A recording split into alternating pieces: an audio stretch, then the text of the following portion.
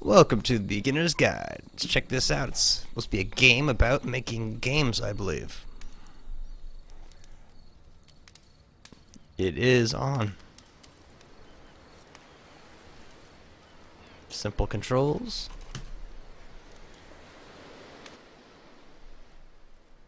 Hi there.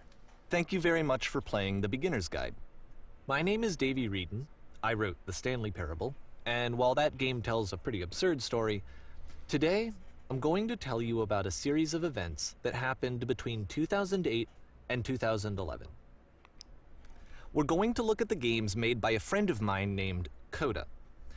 Now, these games mean a lot to me. I met Coda in early 2009 at a time when I was really struggling. Coda's canon thing, is it? And his work pointed me in a very powerful direction.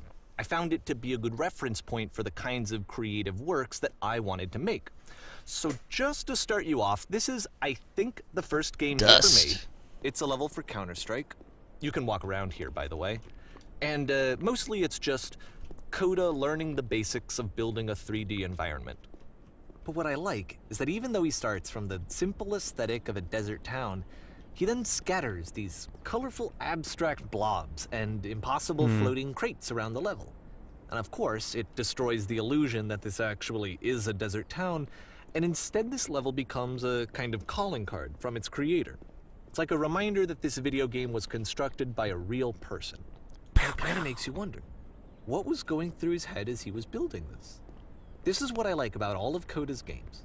I mean, not that they're all fascinating as games, but that they are all going to give us access to their creator. A little sequence. I want us to see past the games themselves. I want to get to know who this human being really is.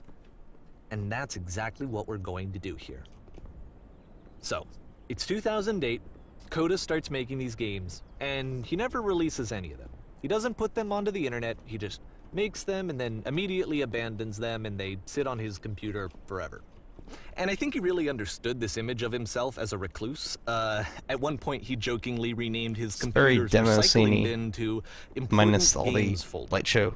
So, you know, this was just how he worked. He tended to crank them out one after the other without even really pausing to try to understand what he had just made, until suddenly one day, he just stopped. In 2011, that was it. He made his last game, and then he hasn't made another one since. And that's why I've taken this opportunity to gather all of his work together, is because I find his games powerful and interesting, and I'd like this collection to reach him, to maybe encourage him to start creating again. And if the people like you who play this also happen to find his work interesting, then I'm sure it'll just send that much stronger of a message of encouragement to Coda. So thanks for joining me on this. If you have a particular interpretation that I haven't mentioned here, or if you just need to get in touch, you can email me at daveywreden@gmail.com. Okay, that's about it for introduction. Let's take a look at Coda's first proper game. As each game is loading, I'll show you the date that it was completed. This first one was made in November 2008.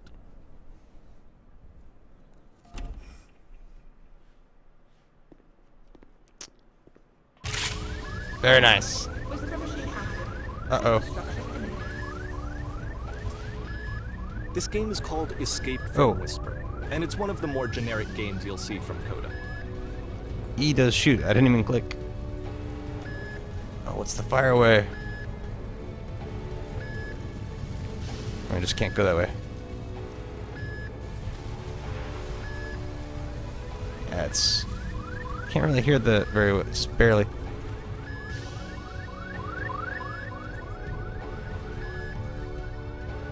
Security call breached. Hostile alien life forms inbound. That looks like it could open. It kinda looks like this game was abandoned mid-development. For instance, you have this gun, which you'd think would indicate that there are supposed to be monsters or enemies somewhere, but then clearly there are no enemies anywhere. You can't even reload the gun when you run out of bullets. But ultimately we don't really know. That is Maybe true. Coda thought that actually it was complete the way that it is. And I think that we should talk about his games for what they are, rather than for what they're not. Enemy neutralized. Begin shield evacuation. We're evacuating. See the bottom of the universe from this room. Nice. Oh.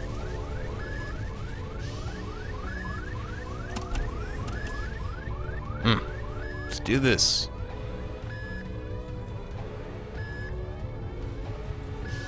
Apparently, this space station has a labyrinth on it. Sure, I don't know. There's really no Easy. reason for it that Oh, I've ever not been easy. able to discern, so in the interest of time, I'm just gonna skip you on past it. Are you now? Or, if you'd really like to solve the labyrinth, you're welcome to do that too.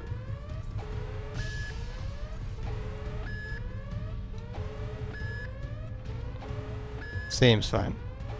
Wait a second. There we go.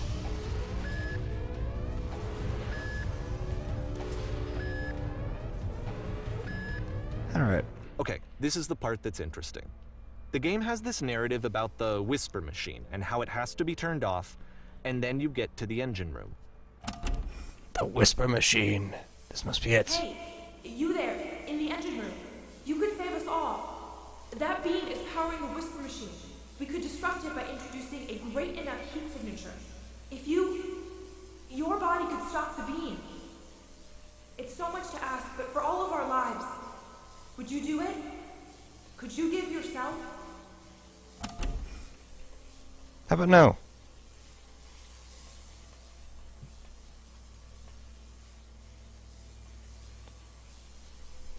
My gun's gone too.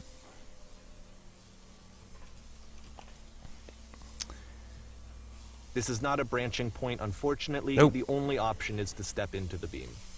Alright. Curse Let me splat. pause here for a second. What you just experienced, stepping into the beam and then dying, is probably what Coda had initially intended when he was developing this level. But when he first compiles and plays it, something goes wrong. There's a bug somewhere. And this is what happens instead.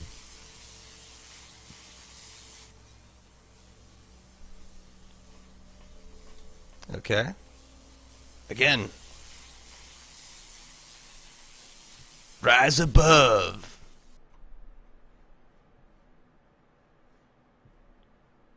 There's our The beam labyrinth. causes you to start floating. And this is an important moment for him. Because yes, this is technically a glitch, but Coda identifies something human about it. Like how small it makes you feel in the face of this larger chaotic system.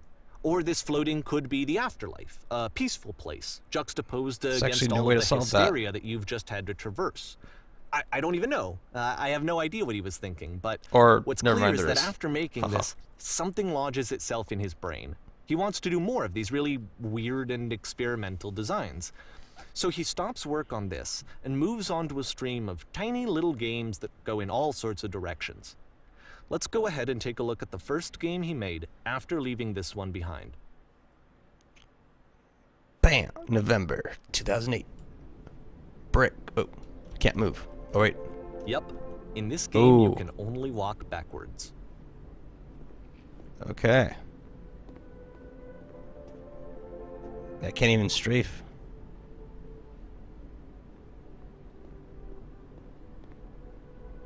Oh, at a wall? So it's a short and relatively minimalist experiment combining motion and narrative. Oh, there's the It way to is go. less advanced than the previous game, but actually it seems to be more focused, more complete. Coda's trying to give it a unique voice rather than simply basing it on a pre-existing trope. Got this going on. Got a door. Oh, to confront it. It's a short little thought, it says what it wants to say, and then it ends. Didn't need anything more than that. Which to me is why it works, because it gets out quick. Okay, next one. More November 2008. Oh, I can move. I just have my light source. Gotta stay on the path. You are now entering.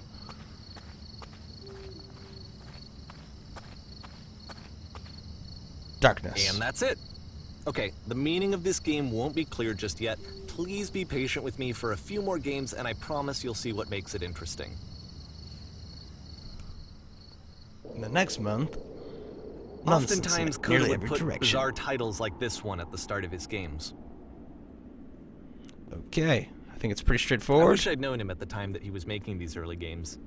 He would really only talk to me about his work as he was making it. Once he stopped work on a game, like, that was it. It was dead to him. And I don't agree with that at all, but what are you gonna do? Uh-oh. Slow down. Once you've been slowed to an absolute crawl, the door at the top of the stairs opens. So why, if Coda's not showing these games to anyone, why bother opening the door at all? Well, to show you, I'm modifying the game here so that when you press enter, it'll bring you back up to full speed so you can enter the door for yourself. Yep. Aha! There is a room here. Stand on X staring at bar for 3 hours. You run, shop in your own body. Who am I? Play the camera filming as an advertisement. There's too much stuff. That's warm and nice. You are a gate. And filled with little ideas for games. X.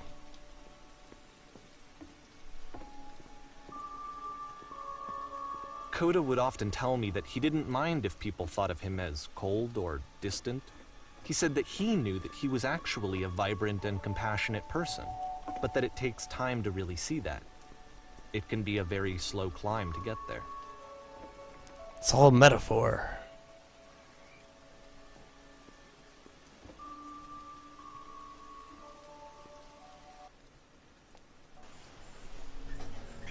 Ready, set, fish time.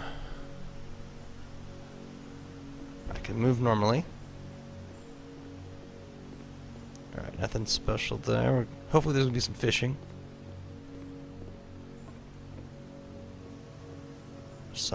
Oh, a door. Well, this is new for Coda. It's an actual puzzle. Go ahead and see if you can solve it. Aha! The door opens.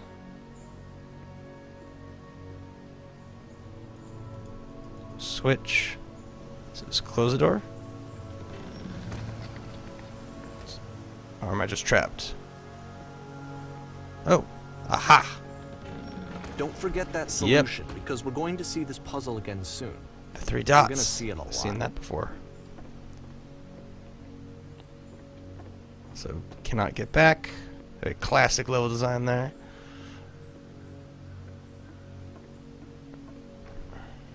So that seems to be it, right?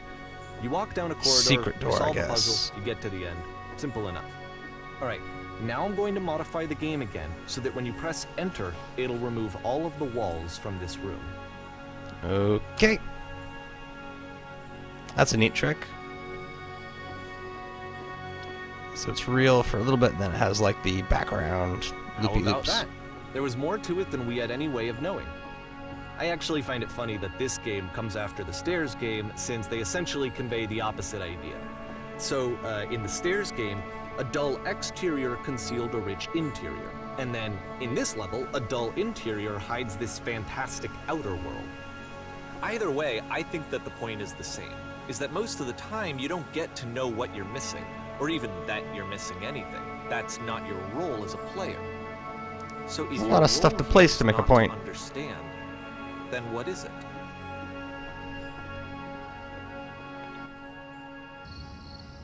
Ah, back to this. Is this a new version, or just you are now exiting? End. So, this, combined with the entering game from earlier, tells us that Coda believes his games are connected somehow.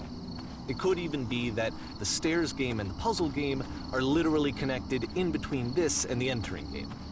There's a bigger picture that all of his games are meant to play a role in, some larger meaning that we won't be able to grasp until we've seen all of them. And once we have, we can step back and start to understand what exactly that bigger picture is.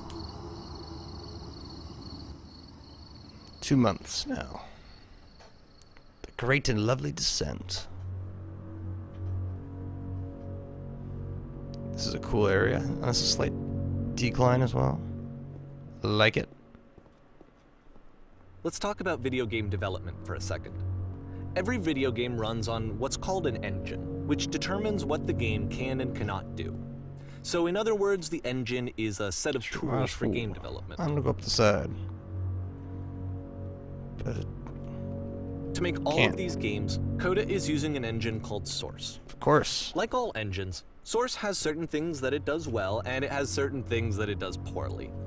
One of the things that it does very well is boxy linear corridors. That's why so many of Coda's games are set in these large, flat, empty rooms, is just because he's working with what the engine does well. I found the secret place. The tools available to the creator shape what kinds of creative work they're going to end up making. You might consider paying attention to the architecture in Coda's games, to notice how they seem to stem from an engine that's very good at producing linear, boxy corridors.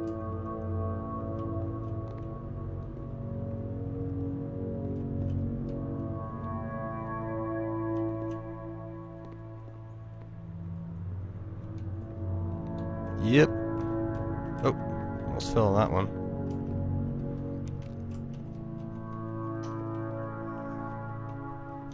Probably just fall. It's not really a game you die in. Leap of faith. Bam.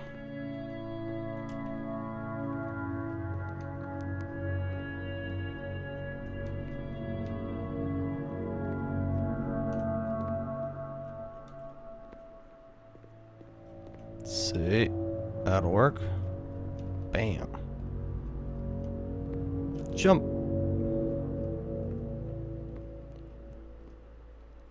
And conclusion. Glass thing. Underground, like pens. Oh, the whole thing's glassed in.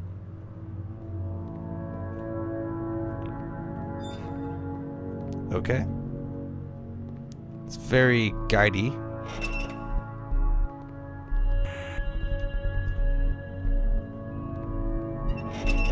Alright.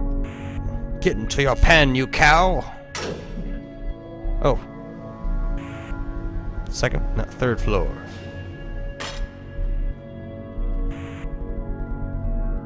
Invisible walls? No, you get in your cell.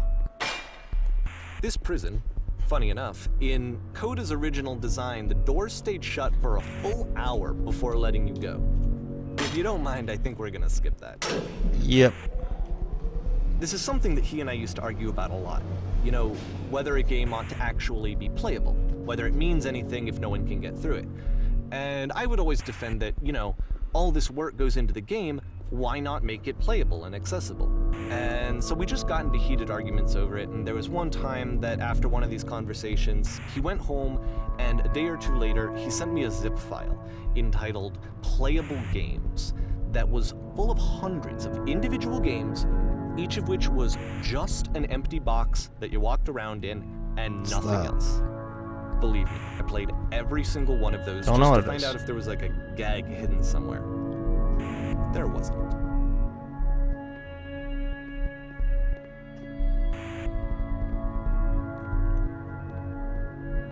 What do we have here? More 3 dots. Cryptic 3-dot thing.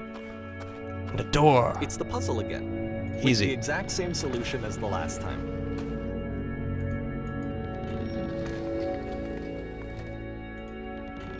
There's still no clear indication of what makes this puzzle so special that Coda is going to return to it over and over. But I promise I'll share with you my interpretation very shortly.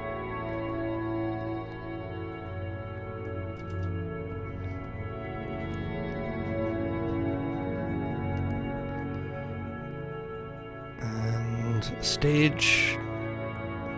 Oh. Locked in. On fire. There. Did you come from above? Here, what was up Coda there? begins using a kind of dialogue system that he fashioned out of the engine's chat capabilities. Use the 1, 2, 3 buttons on your keyboard to respond. Okay, yes, this enormous prison I spent hours in.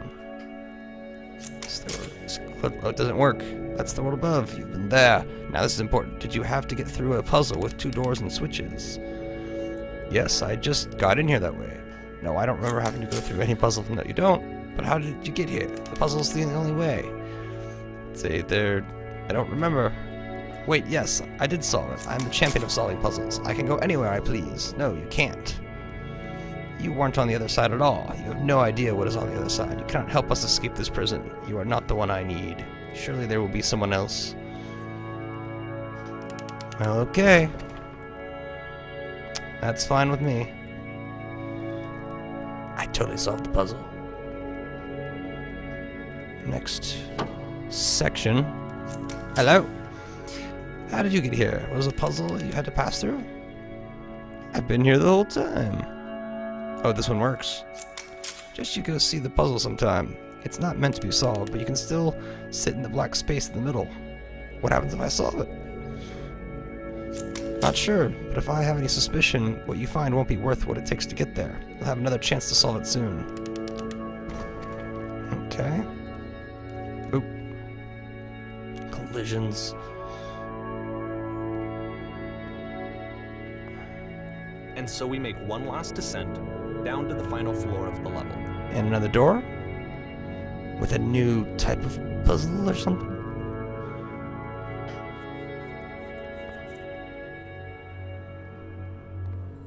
Street lamp. Very, that one fantasy thing where the bar turned into the street lamp. Okay, I can't tell you quite why, but for some reason, Coda fixates on this lamppost. It's going to appear at the end of every single one of his games from here on out. I'll tell you what I think. I think that up to this point, he's been making really strange and abstract games with no clear purpose, and maybe you can only float around in that headspace for so long. Because now he wants something to hold on to. He wants a reference point. He wants the work to be leading to something. He wants a destination, which is what this lamppost is. It's a destination. We're going to see it in the work as well. His games are just going to become a lot more cohesive, a lot more fully developed, with more of a clear idea behind them. And as we go, that idea will get clearer and clearer and clearer. Lead us on, narrator.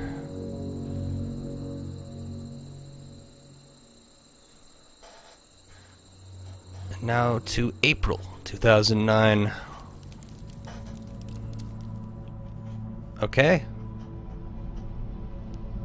I don't think that's actually active.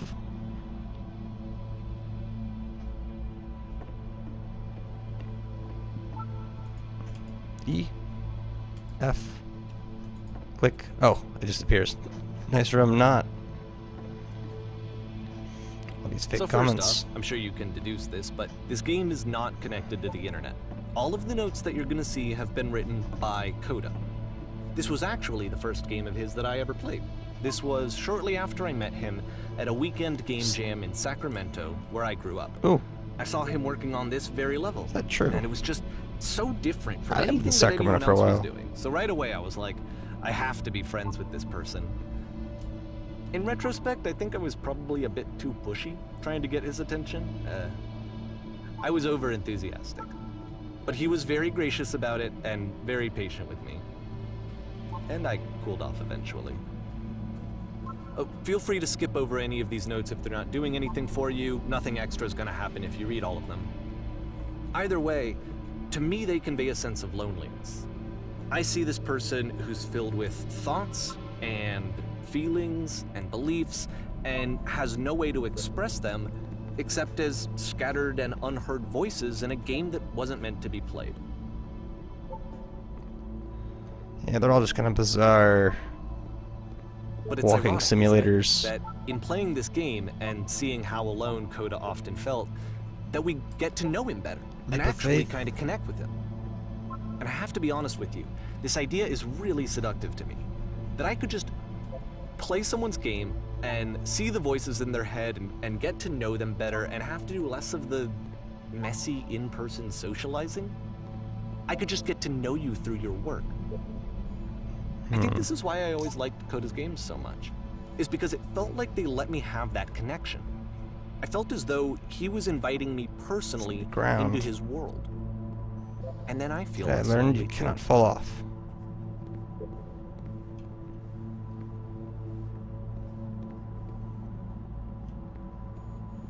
Could go through this all day.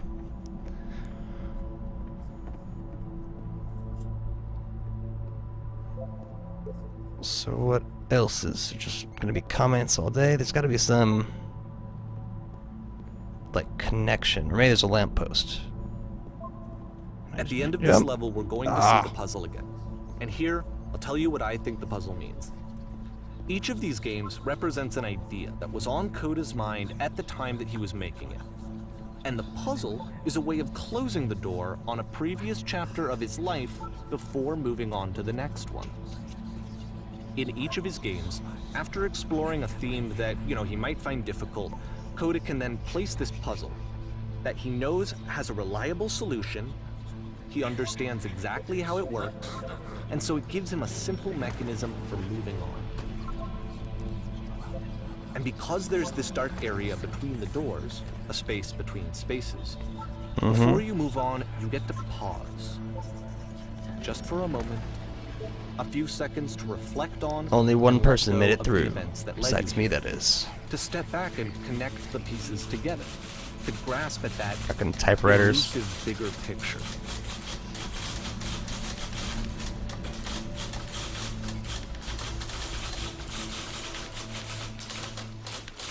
The notes are typewriters! Dun dun dun! Please say something. It can't be anything. Just anything. Say something. Talk to me, please. Why are you having so much fun? It's rocking. Speak, speak, speak, speak, speak.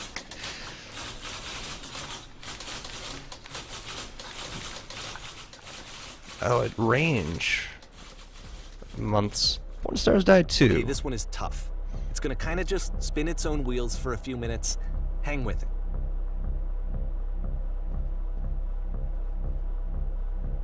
Okay, we'll pick this up in the next episode, so catch y'all then.